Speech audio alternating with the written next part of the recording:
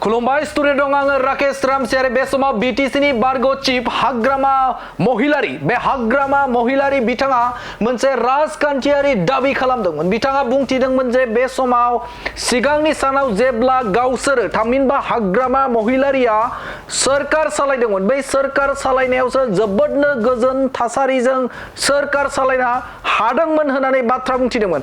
आरो दा प्रमोद बर'नि दैदेननाय बिटिआर सोरखारावसो असान्ति सोरखार सालायदों होननानै गोख्रों दाबि खालामना लादोंमोन हाग्रामा महिलारि बिथाङा।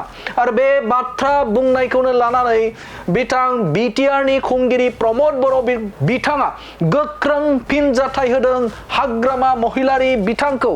बिथाङा बुंथिदों जे बे समाव हाग्रामा महिलारि बिथाङा गोसोम ससमा गाननानै दङ, जायनि थाखायनो बिथांमोना गोजोनखौ मोनदाङाखै, गोजोनखौ हमनो हायाखै होननानै बाथ्रा बुंथिदों।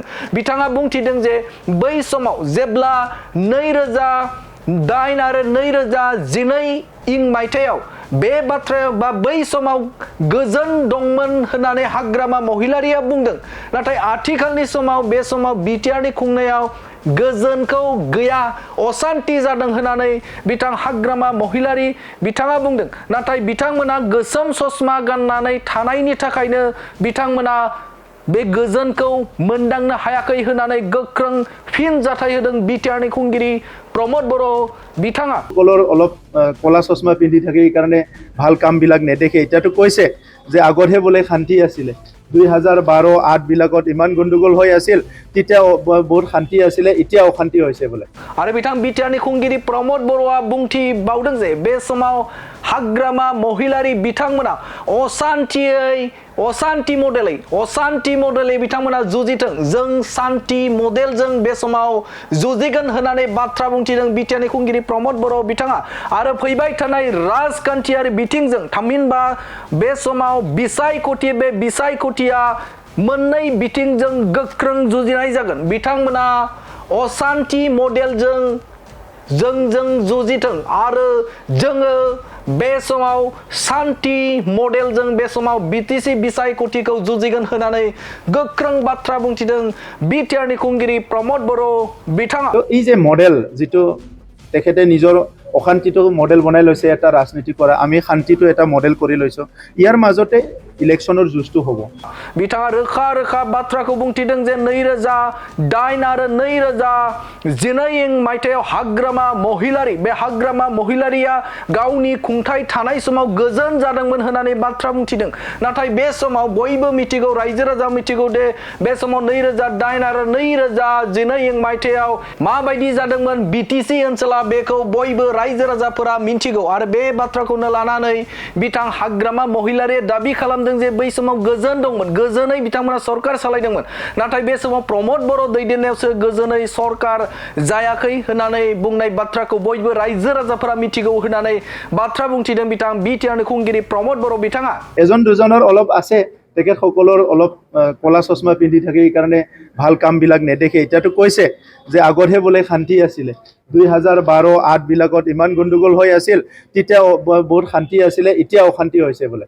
তো এই যে মডেল যিটো তেখেতে নিজৰ অশান্তিটো মডেল বনাই লৈছে এটা ৰাজনীতি কৰা, আমি শান্তিটো এটা মডেল কৰি লৈছো, ইয়াৰ মাজতে ইলেকশ্যনৰ যুঁজটো হ'ব শান্তি আৰু অশান্তিৰ মাজত। এজন দুজনৰ অলপ আছে, তেখেতসকলৰ অলপ কলা চশমা পিন্ধি থাকে এই কাৰণে ভাল কামবিলাক নেদেখে। এতিয়াতো কৈছে যে আগতহে বোলে শান্তি আছিলে, 2012-08 বিলাকত ইমান গণ্ডগোল হৈ আছিল, তেতিয়া বহুত শান্তি আছিলে, এতিয়া অশান্তি হৈছে বোলে।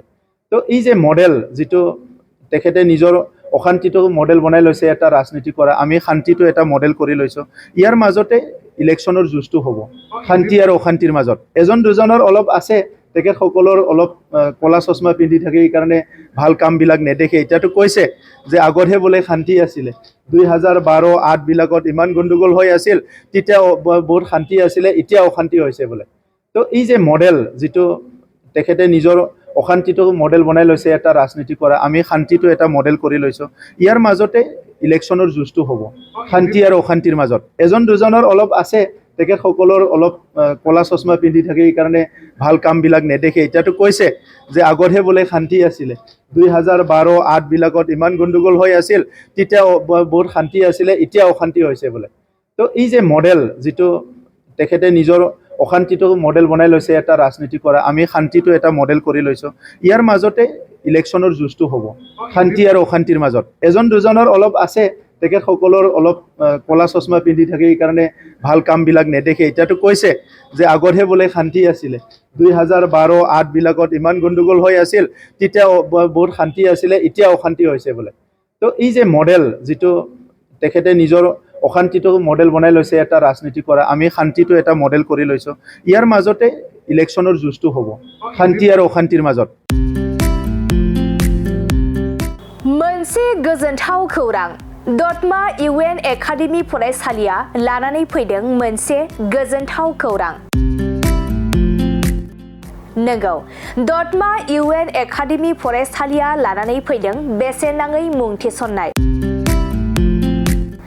दतमा इउएन एकाडेमि फरायसालिया 2025-26 सोलोंथाइ बोसोरनि थाखाय केजि 1 निफ्राय थाखो 8 सिमनि थाखाय बेसेन नाङै मुं थिसननाय होगासिनो दं।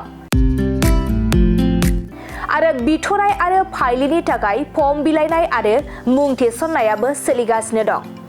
आरो दतमा इउएन एकाडेमि फरायसालियाव हौवासा आरो हिनजावसाफोरनि थाखाय हस्टेलनि खाबुबो दं। बिनिखायनो नोंथाङाबो नोंथांनि गथ'खौ दतमा इउएन एकाडेमि फरायसालियाव बेसेन होआजासे मुं थिसननो सानदोंब्ला आरो हस्टेलाव दोननानै फोरोंनो सानदोंब्ला थाबैनो मुं थिसननो हागोन। आरो नोंथाङा आबुङै मिथिनो थाखाय नैबे 7002660387 जानबुं नम्बराव कल खालामना खौरां लाहरनो हागोन।